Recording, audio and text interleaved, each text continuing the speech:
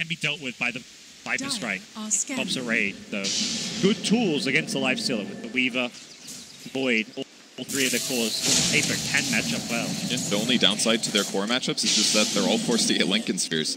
And usually that item is definitely very defensive in comparison to just buying a bunch of damage items. So it kind of forces them down this path. That means that, yes, their heroes match up well, but they're not going to do as much damage and be able to just blow up supports as fast as they look. Perhaps a hero we haven't talked about much past the lane stage is the Io. How does Navi approach this? Because theoretically, even if they get a good chrono the cores in the front line, Crit can just save them with a relocate. Yeah, that's a really good point.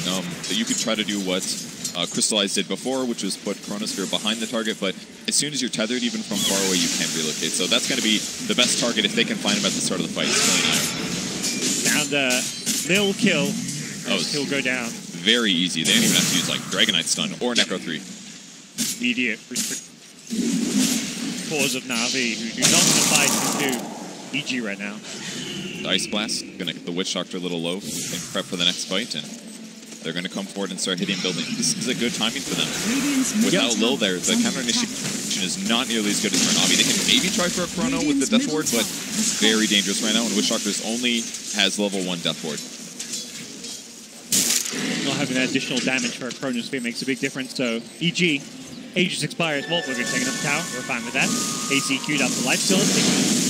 Progressing very well for the North American squad, who have grown their gold lead. It was pretty stable, 3, 4, 5. It just seems to go up 1,000 gold every couple of minutes as they just continue to out-farm Navi. And I think the way they've played the last like 5 to 10 minutes is they grabbed the Aegis, and they didn't pressure their opponents because they didn't have BKB on Dragonite, and they waited to outmaneuver their opponents and look for possible kills. So like the best way to play Dota in some cases, if you have a gank-heavy lineup, is get a ton of ganks off.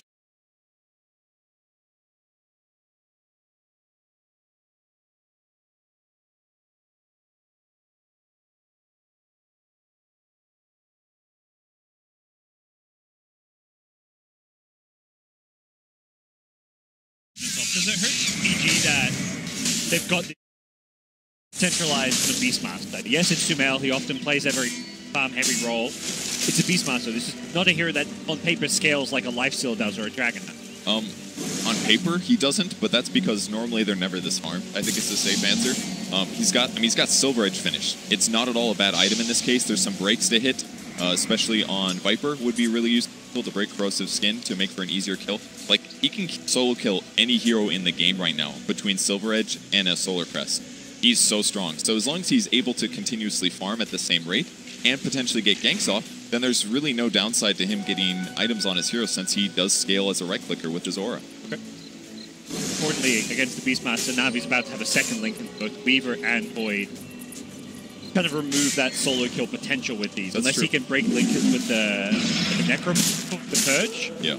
But that's, I don't know, that's kind of a big if. You do have a window to get away. If you're a Void, you're...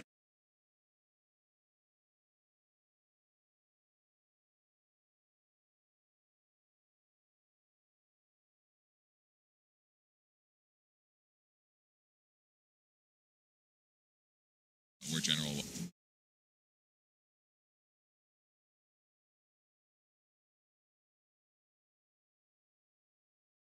Well, they're now up 11k gold, so the trajectory is very EG favored as we kind of continue on here. Things keep on going better and better for EG in terms of the farm they're getting. They just control more of the map. 2 of their deep observer wards are directly outside the Navi base on the top and bottom side. So they see Navi when they leave the base, and this starvation Dota where you can't get out and farm. EG's just farming lanes and farming jungle. Farming your jungle as well. Yeah, and the hardest is just the solo kill potential that all the EG heroes have.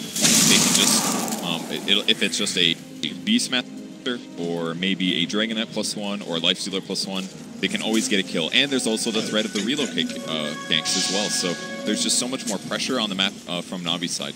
Then he had an Axe queued up and Tomb of Experience. So I imagine he really wants to get that level 20 Viper Strike damage talent with an Aghanim Scepter and use that low cooldown, longer range Viper Strike as a way of dealing with some of these EG heroes. He's feeling very confident here. They're going to de-ward the Observer Ward on the cliff. General's going to maybe grab a Necro 3, but both teams still trying to retain map control. EG not trying to throw any of this advantage away. using a Necrobook for dewarding kind of shows the state of this game a bit, where EG recognize we're not really finding kills, big fights aren't going to happen. If anything, it's a bit scary against the Void Chronosphere, so let's just control the map. Absolutely the right thing to make, because a lot of times if you're winning this hard, the way you get behind is if you think you're confidently going to get a kill, and then they have a sentry down, they're able to turn around and initiate on you. And then that's a lot of gold from somebody like Sumail being trickled back into the enemy team. So as long as they just make sure they have map control, then they can confidently walk around knowing that they're not spotted and then make better decisions. And again, Navi's just forced to be together all the time. Game very much feels like we're building up to this one big team fight. Whether it happens in the next few minutes at Roshan, or perhaps EG get Roshan and it happens after that when they go for the high ground. What are like the key items or key things for the two teams when that big, like with that big team fight? Like, what's Navi looking to do, and what do you think EG's looking to do? Well, Fear's almost got his halberd. I think that's very important, just because it's going to give him the ability to initiate. That paired with the BKB, he hasn't even gotten the damage perk of 15. He just went health. He knows what his job is. It was have a really tough laning stage, and now it's initiate and start the fight. General, he had his link his pop. He's going to get bursted. Nicely played as they're going to go for a +1. LeBron caught out as well, and that guarantees Roshan for EG.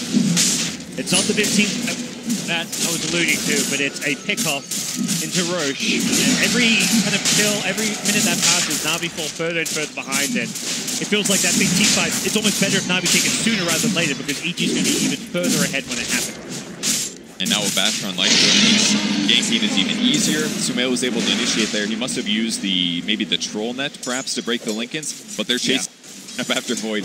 Then he's going to buy some time, though, with the net on Fear, and Crystallize should be able to get away. He's queuing up a Monkey King bar, so he doesn't have to worry about evasion as much. I think the surprise was Sumail had a Blink Dagger as well. Like he did break it with the troll in there, and I think he just assumed, oh, Sumail's not here, I'm just this troll. But he broke it with the net and instantly blinked in and roared.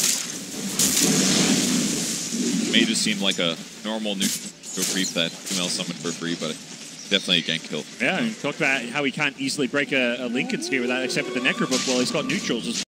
That's a really cool way to do it. If he happens to get that creep, and he's got Blink. His Shadow Blink can work similar to creep, but definitely a little harder. So, I mean, he's just continuing to farm so rapidly. He's sitting at 264 last hits on Scum.